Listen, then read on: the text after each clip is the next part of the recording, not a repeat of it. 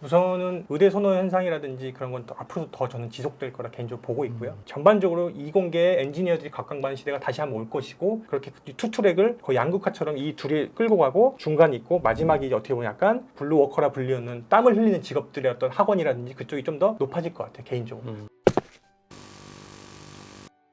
대표님께서 바라보시는 이제 학교 교육의 변화를 우리가 이제 미리 대비하려면 우리 학교 선생님들 입장에서도 또 어떤 준비랑 변화가 필요하다고 보거든요. 학교 선생님들에게 주시고 싶은 인사이트가 있으실까요?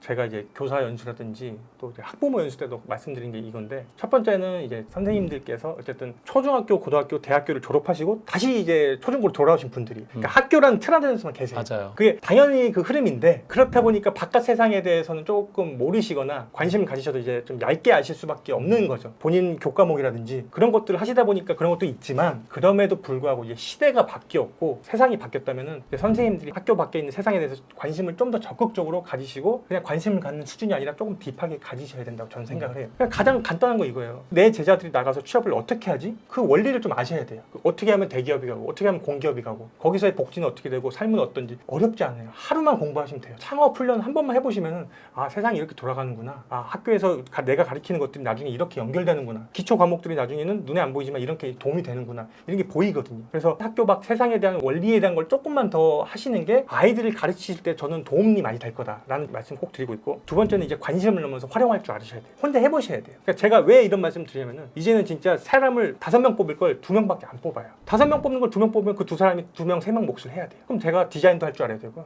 코딩도 어느 정도 할 줄 알아야 되고, 뭐 AI도 다룰 줄 알아야 돼요. 기본적으로 마케팅 능력도 있어야 돼요. 그래서 그런 것들에 대해서 직접적으로 한 번이라도 해보셔서 흥미를 갖게 하면 좋겠어요, 저는 개인적으로. 선생님들이. 예. 그래서 이제 두 번째는 이제 그 관심을 넘어서 좀 많이 해보실 줄 알아야 되고, 할 줄 아셔야 된다라는 거고, 세 번째는 이제 중요하다고 싶으면서 좀 어려운 게, 10대, 20대에 대한 관심을 좀 정확히 알아주셨으면 좋겠어요. 그러니까 나 애들이랑 대화했어. 이건 소통이 아니에요, 솔직히 말하면. 진짜 소통을 좀 하셨으면 좋겠어요. 애들의 고민, 애들이 진짜 우려하는 것들. 애매하게 발을 걸치는 게 아니라 정확히 이해를 해보세요. 이해를. 그게 진짜 소통이잖아요, 우리가. 그러니까 10대 애들 이해하는 훈련, 20대 이해하는 훈련. 퇴사율이 높고 롱폼보다 쇼츠로 많이 보는 것도 어른들에 비해서 애들이 높거든요, 비율이. 그런 의식 흐름도 이해를 하시고 만드는 거예요, 다. 그래서 어떻게 했으면 좋은지 소통을 정확히 하는 게 제일 중요한 거라고 저는 생각을 해요. 젊은 선생님들이나 요즘 또 깨인 선생님들은 늘 배우는 분 계세요. 엄청 많으세요. 방학마다 배우는 사람. 방학에 그렇게 하면 제가 거의 한 30년 가까이 교직했다고 하면 60번 연수 꼭지를 받은 거예요. 거기에 수료증도 받고, 어쨌든 그런 전문적인 인사이트를 60개를 갖는다는 건 엄청난 파워잖아요. 근데 그런 선생님들이 많으세요. 네. 그래서 이제 금융 쪽으로도 지금은 투자들도 선생님들이 많이 하시고, 맞아요. 근데 그런 거를 너무 부정적으로 생각 안 했으면 좋겠어요. 교사가 뭐 돈을 쫓는다. 맞아요. 이런 시대는 이미 당연한 지난 거예요. 것 같아요. 네. 왜냐하면 그러면 우리 애들한테 우리는 돈을 쫓지 말고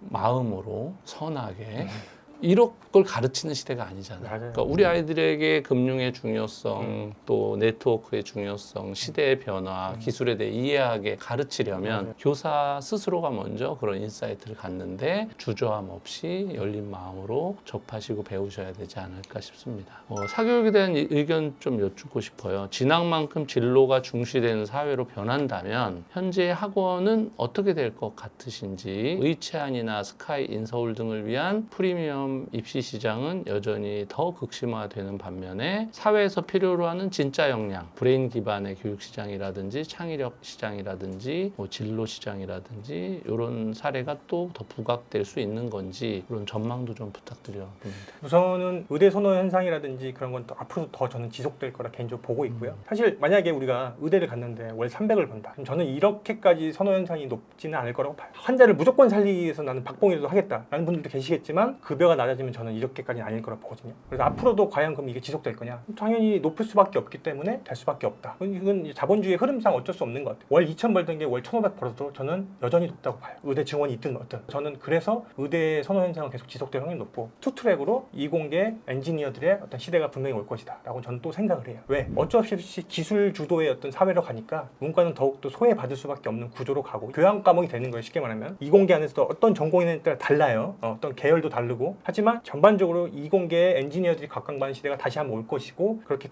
투트랙을 거의 양극화처럼 이 둘이 끌고 가고 중간이 있고 마지막이 어떻게 보면 약간 블루워커라 불리는 땀을 흘리는 직업들의 어떤 학원이라든지 그쪽이 좀 더 높아질 것 같아요 개인적으로. 그래서 저는 개인적으로는 창의가 그만큼 말씀하신 것처럼 앞으로 정말 중요해요. 이공계 엔지니어들에게 특히 문과들한테 더 중요하고 왜? 문과한테 이제 가질 수 있는 건 사고력이랑 창의력밖에 없어요. 이제 기술한테 다 뺏기는데 AI한테 창의라는 걸 그렇다고 어렵게 생각하실 것도 없고 딱 이렇게 생각하시면 돼요. 그냥 뭐 붙이는 거구나. 뭐 잠깐 뗐다 붙이는 거구나. 확장하는 거구나. 이렇게 이해를 하시고 우리 아들 우리 딸 창의적 학원 보내야지 창의적 개발시키고 싶은다면은 이렇게만 하시면 돼요. 그냥 주위에 있는 걸로 그냥 붙이시면 돼요. 이제 이거 끝나고 다들 같이 2,000원만 들고 와서 슈퍼 가보세요. 그래서 가장 최근에 나온 과자들 보세요. 생각지도 못한 과자 많아요. 벌집 피자 메론 맛도 있을 수 있고요. 예를 들어서 뭐 맛동산 뭐 구아바 맛도 있을 수 있고. 그러니까 이런 게 정말 많아요. 우리 아시겠지만 콜라보 제품도 너무 많고 말표 옛날 구두 이야기라고 있어요. 거기랑 음료수 회사랑 콜라보해서 그런 걸 나오기도 하고 서울 우유랑 기아 타이거즈랑 콜라보도 하고 있고 이게 창의잖아요, 사실은. 근데 우리는 오해를 하고 있어요. 창의하면 뭐 테슬라, 뭐 애플, 뭐 발명. 그것도 분명히 창의는 맞는데 0.1%의 창의는 우리가 사실 타고난 게 없으면 하기 쉽지 않아요, 그런 것들은. 하지만 정말로 기업들, 세상들이 원하는 창의는 실용적인 거예요. 대중적인 거고. 그래서 창의라는 개념을 어렵게 할 필요 없이 이렇게 실생활에서 하시면서 계속 연습하시면은 이공계로 지나갈 때도 좋고 문과들도 좋은 거예요, 우리가. 문과 우리 전공들 사실 학문적인 게 많잖아요. 근데 중요한 건 우리 회사에 돈을 좀 벌어다 줄 친구를 뽑아야지 학문 쪽으로 계속 탐구할 친구를 뽑지는 않아요, 대부분의 기업들이. 맞습니다. 네. 그래서 돈을 벌어다 줄 수 있는 사람을 뽑으려면 그런 창의가 실용이랑 연결돼야 되고 아마도 학원도 창의가 메인이 될 수는 없지만 부친 쪽으로 좀 가는 쪽으로 조금씩 갈 거라고 저는 보고 있어요, 사교육도. 네. 네. 그리고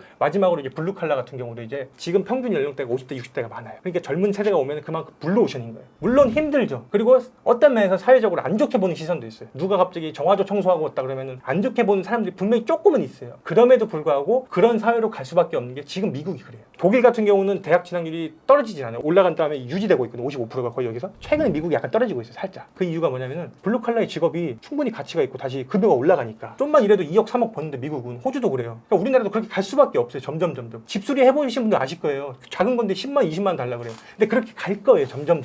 노인들이 은퇴하니까. 그리고 앞으로 건축, 건설 이쪽 그걸 일할 사람들이 필요해요. 그럼 둘 중에 하나잖아요. 젊은 사람들이 하든 외노자들이 하든 그걸 관리를 하든. 그러니까 이 블루칼라 계열 쪽은 싫든 좋든 굉장히 유망한 쪽이다라고 인지를 하시면 좋겠어요. 네, 하여튼 시대가 바뀌기 때문에 그런 식으로 좀 넓게 네. 확장해서 생각할 필요가 있는 것 같고 그런 사회가 되는데 사교육 역시도 그런 쪽으로 많이 다양화될 것이다. 네. 그런 말씀 주셨습니다. 이 공부머리 역전하는 7가지 진로 공부법에서 인상 깊었던 점이 여러 개 있었는데 각 챕터마다 생각거리, 질문들, 미션 이런 꼭지들이 들어있어요. 예를 들어서 이제 네카라쿠베 중에 20년 뒤 살아남을 탑3는 어디일까라는 질문이나 또 미션에 이제 테무, 알리바바, 아마존에서 물건을 각각 구입해보고 장단점을 느껴보기. 또 대학교 때 이걸 몰라서 시간 버렸다. 공대생들 졸업 후 진로 9가지라는 유튜브 영상을 감상하기. 뭐 이런 식으로 이렇게 꼭지들을 줬는데 와 이거 선생님들이 글쓰기 주제 아니면 또 이제 영재원 같은 데서 입시 면접 문제로 쓰기 너무 좋다라는 게 너무 많아. 지금 실제로 영재원 선발할 때 저희가 면접 문제 개발하거든요. 근데 이런 문제들을 저희가 개발하고 찾아요. 지금 이 시대의 당면 과제, 옛날 거 말고. 최근 트렌드. 그렇죠. 앞으로 최근 트렌드. 것들. 아이들 학년의 눈높이에 맞춰서 아이가 얼마나 세상을 보는 인사이트가 있는지 그거에 대해 얼마나 논리적으로 얘기할 줄 아는지를 사실 보거든요. 맞아요. 그런 면으로 너무 좋은 꼭지들이 많아서 탐났습니다. 실제로 이런 주제들이 회사에서도 그렇고 진로 현장에서 상당히 필요로 하는 역량들이잖아요. 네. 어떠세요? 이런 꼭지들을 쓰신 어떤 의도나 목적이 있으셨다면? 그러니까 지금 우리가 가야 될 방향들은 정해져 있는 것 같아요. 그러니까 아까 계속 말씀드린 실용성, 미래, 그리고 과거 전통을 바탕으로 해서 바뀌어야 될 부분을 바뀌어야 되는 시대의 어떤 교착점이 있는 것 같은데 지금 말씀하신 것 중에 굉장히 공감하는 게 결국은 영재교원에서 그렇게 한 이유는 뭐냐면 이 친구가 그걸 어떻게 표현하느냐, 그게 어떻게 정제된 언어로 나오느냐, 혹은 논리적인 방식으로 나오느냐 이런 것도 굉장히 중요하잖아요, 우리가. 근데 그게 쉬운 주제도 있고 어려운 주제도 있는데 제가 정말 자신 있게 말씀드릴 수 있는 게 아까 저희가 초반에 얘기했지만 누구나 할 수 있어요. 쉬운 토론 주제부터 우리가 알고 있는 저출산, 고령화 이런 주제를 하는 거는 그 깊이라든지 주제에 대해서는 조금씩 도움을 받으면 되니까 할 수 있는 선에서 즐겁게 하면 되거든요. 저도 예를 들어서 카이스트 IP 교육원 또 어디 뭐 영재교육원 이런 데 이제 몇 번 특강을 가거나 우리 경험이 있는데 대단한 친구들도 있지만 사실 본질은 똑같거든요. 10대 아이들이. 그 친구들이 와서 배운 거는 조금 더 어려운 수준의 지식을 배우지만 결국엔 말하기, 결국엔 글쓰기, 결국엔 뭔가를 만드는 메이킹, 어른들이 하는 것들 똑같이 하는 거기 때문에 그거를 쉽게 시작했으면 좋겠다 싶어서 이게 책을 쓴 거고. 그럼 이제 우리 예를 들어볼게요. 제가 예를 들어서 우리가 귀농을 잠깐 한다 칠게요. 농막을 만들거나 가서 농사를 지어봐요. 농사를 한 다음에 또 그 먹는 것만 아니라 팔아보는 거야. 뭐 지마켓 같은데. 그럼 거기 애들이 그때부터 또 눈이 밝게요. 이거는 엄마 아빠 못하니까 예를 너가 한번 디자인 해봐라고 하면 디자인하는 거야. 예를 들어 이렇게. 그런 식으로 조금씩 실용적으로 이렇게 붙이는 거예요. 이렇게. 왜 그걸 지키느냐? 말씀하셨던 네카라 후배라든지 IT 회사들도 점점 탑치에 있는 사람들이 내려와요. 잘 아시겠지만 외국에서 오기도 하고 이직도 자기들끼리 이렇게 해요. 점점 깔때기가 되는 거예요. AI 발달로 단순 코더들 국가에서 밀어줬지만 이제 점점 줄어들어요. 그러다 보니까 결국에는 우리가 할 수 있는 것들은 정해져 있다. 그래서 그런 데서 원하는 것들은 결국에 2개, 3개의 역량을 갖고 있어야 되니까 기본적인 역량을 많이 기르시라는 말씀 제가 드리고 있고, 결국 우리는 미안하지만 각자 도생 시대예요. 앞으로. 그게 무슨 말이냐면은 내가 독립심을 가질 수 있어야 돼. 내가 주도성을 갖고 있어야 되고. 그래서 제가 예시를 들어준 게 힘들어도 새벽 4시에 첫 차 타고 한 바퀴만 돌아보세요라고 해요. 그러면은 우리 사회의 첫 차를 타고 사회를 먼저 이끌어 가시는 분들의 고마움을 느낄 수 있어요. 제가 또 다른 예시로 장애에 대해서 썼거든요. 장애인에 대해서. 제가 이 팔 없다고 치고 하루 종일 붙여놓고 생활해 보라고 했어요. 근데 2시간만 이렇게 해도 힘들어요. 한 손으로 먹으면. 그러니까 이런 경험이 아이들한테 제가 왜 하냐면은 궁극적으로 기업에서 그런 질문을 하고 있어요. 궁극적으로 면접에서 그걸 하고 있어요. 거짓말이 아니라 대학 때도 그런 질문을 하고 있고요. 대학 면접 볼 때 취업할 때도 이런 거 물어봐요. 우리는 능력도 있지만 이해심 많고 다른 사람을 배려할 수 있어야 되고 이런 능력이 있는 친구도 같이 해야 돼서 물어봐요. 그럼 그거를 했던 친구들은 자연스럽게 자기께 나와. 맞습니다. 근데 겉으로 하고 급하게 준비한 친구들은요, 면접 본 분들이 보통 도사가 아니에요. 다 꿰뚫어요. 그래서 내가 가짜로 하면 안 돼. 진심으로 하나라도 한 번이라도 해봐야 돼. 궁극적으로 취업에서 필요한 역량들, 취업에서 물어보는 것들을 미리 연습하시라는 거예요. 마치 4세고시, 7세고시로 준비하듯이 이런 역량도 재밌게 하면은 스트레스 없으니까 해보시자라는 말씀 제가 드리는 거예요. 그 4세 면접, 7세 면접 연습 이런 건 나쁘지 않다고 봐요. 왜냐하면 아예 그런 용어를 들어보지도 못한 애가 있고 저희가 면접을 해보면 영재원에서 들어는 봤어. 그리고 그 관련 분야에 대해서 부모와 이야기해본 아이. 그러니까 요 3번째 아이들이 확실히 탑 애들이에요. 그래서 저는 이제 교사로 있을 때도 부모님들한테 TV는 함께 본다 라는 전제로만 해라. 같이 보면 엄마랑 그거에 대해 얘기를 하는 거예요. 맞아요. 그래서 거기서 이미 이제 탑 애들이 결정된다. 그러죠. 그렇죠. 그래서 특히 저희 채널에서 부모님들 보시면 상당히 교육에 관심도 있으시고 노력하시는 분들이 많으시거든요. 근데 이제 엄마표, 아빠표 교육을 제가 많이 강조하는데 매일 붙어서 해야 되는 게 엄마표, 아빠표 교육은 아니에요. 단 일주일에 한 번이든 2주에 한 번, 한 달에 한 번일지라도 자연스럽게 이제 TV를 같이 보거나 그러면서 얘기를 할 때 아이들이 얻는 인사이트가 크다고 맞아요. 봅니다.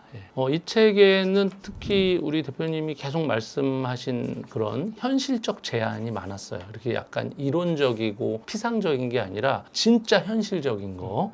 이런 표현이 있는데 가슴이 시키는 것을 하세요. 그게 진짜 행복이에요. 라는 말을 하는 어른들도 있는데 그것만이 진짜 행복은 아니다. 좋아하는 것을 하고는 있지만 돈이 안 벌려서 좋아하던 게 재미없어지기도 하고 과거에는 재미있었지만 시간이 지나니까 재미없어지는 것도 많다. 따라서 돈을 중심으로 진로를 설정하는 것도 나쁘지 않다라는 그런 글귀가 있었어요. 또 이제 몸을 많이 쓰는 일이 힘들어도 돈이 된다든지 이공계 취업이 잘 된다든지 이런 구체적 내용들도 상당히 많이 포함되어 있는데 이 부분 잠깐 좀 말씀 듣고 싶습니다. 이게 그 사람들이 막 환상을 가지고 있는 게 예를 들어서 직업을 내가 원하는 거 얻었다 칠게요. 사명감이 하루 종일 충만해 있거나 막 계속 뜨겁고 막 혹은 막 높은 연봉 받으면 나 하루 종일 막 이렇게 있을 것 같은데 그렇지 않아요. 잘 아시겠지만 그냥 일상이에요. 우리 자연스러운 일상이 돼버리고 매너리즘에 또 돼요. 그러니까 직업에 대한 환상 그런 것들 조금 내려놓으시고 현실적인 걸 바탕으로 좀 보시라고 말씀을 드려요. 결국 현실에서 넘어지지 않았으면 좋겠고 기본적으로 현실에서 행복했으면 좋겠어서 그래서 제가 이런 말씀 드려요. 제일 좋은 행복은 무탈한 거라고 저는 우선 기본적으로 봐요. 마이너스가 안 되는 게 제일 좋고 플러스가 되면 좋지만 하방 안정성이 있어야 돼서 저는 항상 현실 기반으로 항상 잡아둬라. 그리고 현실적으로 그러려면 돈을 좀 어느 정도 가지고 있어야 된다. 돈이 나의 하방을 막아주고 아플 때 병원비도 내주고 우리 엄마 아빠 수설비도 낼 수도 있고 내가 여행 갈 때 여행도 줄 수 있고 그러니까 돈을 중심으로 진로를 설계하는 것도 좋다. 이게 현실적인 거다. 꿈이 없으면 우선 돈 벌다 보면 그게 직업이 되기도 하고 근데 천직이 되는 경우도 정말 많다. 나 관심도 없었는데 돈이 월 2천, 4천, 5천 벌리면 그게 사랑하게 되는 사람도 엄청 많아요. 그래서 저는 그런 면에서 현실적인 얘기를 드리고 요거 하나 꼭 한번 말씀드리고 싶은 게 이게 세상을 살아갈 때 제가 이륙 감사하라고 해요. 이성을 한 60%, 감성을 40% 정도 해라. 균형을 맞추는데 이성의 비율이 조금 높게 해라. 취업 진로를 할 때도 마찬가지예요. 이게 돈이 되니까 돈만 쫓아? 그럴 수도 있어요. 근데 살아보니까 이게 밸런스가 맞아야 되더라고요. 항상 밸런스를 맞추려는 삶을 좀 사시면서 조금 높으면 좋겠다. 그게 이제 현실적인 얘기를 들을 때 저는 좋은 가치관인 것 같아서 소개를 많이 드리고 있다. 이건 꼭 한번 말씀드리고 싶었어요. 네, 맞습니다. 이제 부모님들이 우리 아이들이 저절로 공부를 잘해지고 저절로 돈이 많아질 거라고 생각하진 않으시겠지만 좀 냉철하게 보면 돈을 많이 버는 것에도 그만한 대가가 또 많으면 많을수록 맞아요. 더 많은 거고 또 탑의 위치에 있는 직업군을 갖는 것도 역시 그렇거든요. 60%의 이성과 네, 40%의 감성 얘기하셨는데 이걸 학년별로 나누면 사실 너무 이제 어린애들한테는 동심 파괴니까 네. 그때는 한 감성이 좀 비율이 높아요. 7, 80이나 뭐 90 정도 했다가 중등 와서부터 한 6, 4 정도 해도 저는 개인적으로 성인 기준이 독립했을 성인 때, 기준이니까. 항상 이렇게 그러면 하라고.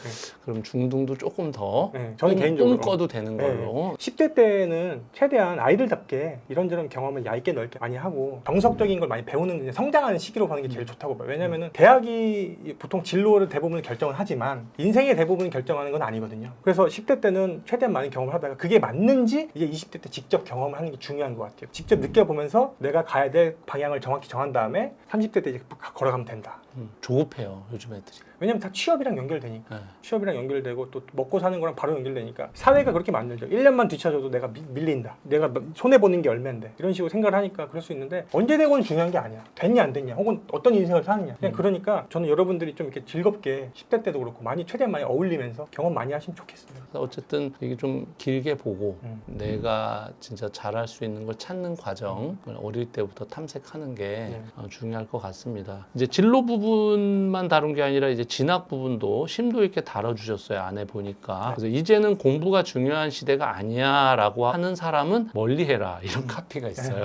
공부는 예나 지금이나 뭐 미래나 다 중요하다라고 하시면서 공부 잘해야 하는 이유 또 공부를 전략적으로 잘하는 방법도 자세히 기술돼 있더라고요. 이제 성적이 애매한 경우는 영어에 집중해라. 또 낮은 성적을 올리는 5가지 방법, 또 공부머리 역전하는 입시 전략 이렇게 디테일한 내용들이 너무 많은데 이 부분 뭐 짧게 몇 곡지만 말씀 주세요. 개인적으로는 어쨌든 학벌주의가 좋냐 안 좋냐 뭐 이런 얘기를 절대 말씀드리는 건 아니고요. 그런데 어쨌든 대한민국 사회에 학벌 우선주의가 있다라는 거는 담백하게 한번 말씀을 드리는 거예요. 제가 우리나라의 구조가 어쨌든 예전에도 그렇고 지금도 그렇고 앞으로도 대학 학벌은 유효할 것이다라고 말씀드리는 이유가 학벌이라는 건요. 흔히들 얘기하는데 소멸 절대 안 하고 희석된다고 제가 말씀을 드려요. 과거에 영향력이 100 중에서 90이었어요. 이 대학 가면 무조건 취업 잘 돼 이런 게 있었어요. 90년대 2000년대 초반까지 예를 들어서 지금 이제 한 80 혹은 75가 된 거예요. 어떻게 보면. 그럼 이게 없어진 건 아니잖아요. 공부 안 해도 되는 세상이 온 거 아니거든요. 여전히 공부는 중요한 거예요. 정확히 아셔야 돼요. 가끔 우리가 위로하려고 특정 이런 문구를 가져오는데 이걸 맥락을 보셔야 되는 거예요. 대학이 안 중요해라고 하는 경우도 일리가 있는 경우가 있어요. 예를 들어서 이공계가 약간 그래요. 왜냐면은 공대에 들어갈 땐 차이가 나지만 나올 때는요 약간 그 차이가 이만큼 있던 게 줄어들어요. 여기서 뭘 배우는지 여기서 뭘 했는지가 더 중요한 거예요. 정말 많아요. 삼성전자라든지 하이닉스도 그렇고 지방 국립대 출신이 너무 많아요. 근데 문과는 반대로 이런 프로젝트 경험이나 SCI 논문급 이런 것들이 없어요. 있긴 있겠죠. 더 딥하게 석사 이상 박사급을 가면은. 근데 학부 기준으로 했을 때는 혹은 석사까지만 하더라도 문과랑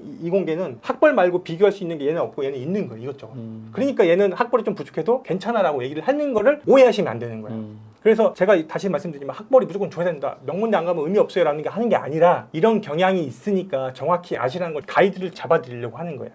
계속 명문대라든지 학원 사업은 계속 잘 될 수밖에 없어요. 초 이쪽에 대한 건. 왜냐면은 옛날 같으면 예를 들어서 지방 국립대 갈 성적인데 저출산으로 애들 줄었죠. 통폐합 속도가 그걸 못 쫓아와. 그러면 지방 국립대 갈 애들이 인서울 해요. 그럼 투자 안 할까요? 그러니까 그 욕심 생기니까 학원 사업은 프리미엄화 되는 거예요. 대학도 그렇고 탑에 있는 것들은 계속. 그리고 그 아래는 이제 계속 경쟁이 약해지는 거죠. 이렇게. 그래서 제가 말씀드리고 싶은 싶은 거는 이 진학 중심으로 여전히 갈 것이다. 어쨌든 미안하지만 기업들은 다들 학벌을 우선으로 보려고 하는 경향이 있으니까 하시라. 학벌이 좋지 않으면 혹은 학벌을 좋은 걸 가지려고 노력했던 그 과정이 없으면은 여기에 들어갈 확률이 낮으니까 현실적으로 저는 그렇게 좀 공부를 할 수 있으면 해보라. 한 번만 노력하자. 그러니까 그런 식으로 제가 이렇게 학벌에 대한 얘기 좀 오해 같은 것들 그리고 뭐 공부를 잘하는 방법에 대한 것들 또 성적 수시 쓸 때도 좀 이런 거 좀 팁입니다라고 적어놓은 게 있는 건데 솔직히 상위권에 있는 집안들이나 학생들은 알아서 잘해. 정보도 다르고 돈도 다르고 인맥도 다르고 해서 알아서 잘해요. 걱정할 게 없어. 쉽게 말해서 제가 좀 더 신경 쓰는 거는 이 친구 재능이 없는 게 아닌데 좀만 해주면 중위권 갈 수 있는데 평범하게 살 수 있는데 왜 그러지? 그런 친구들 저는 끌어올리는 게 맞다고 보거든요. 그런 아이들이 제일 많죠. 네, 맞아요. 사실은. 네. 사교육이 충분히 나머지를 해줄 수 있으니까 저나 다른 사람들은 공교육도 그렇고 더 이 아래를 더 이렇게 하방을 더 올려줘야 된다 보거든요. 이렇게. 그러니까 책이 이제 양분론으로 스카이를 위해서 진학을 위한 것들은 끝났다도 아니고 네. 그렇다고 해서 진학을 위해서 전략을 잘 짜야 된다가 강조된 것도 아니고 둘 다를 자세히 쓰셨더라고요. 맞아요. 네. 직원을 우리가 고용을 할 때 그 직원의 진짜 진가를 알려면 오래 걸려요. 뭐 3년 걸리기도 하고 짧게 1년은 지켜봐야 진가를 아는데 그 1년의 그런 기회비용을 줄일 수 있는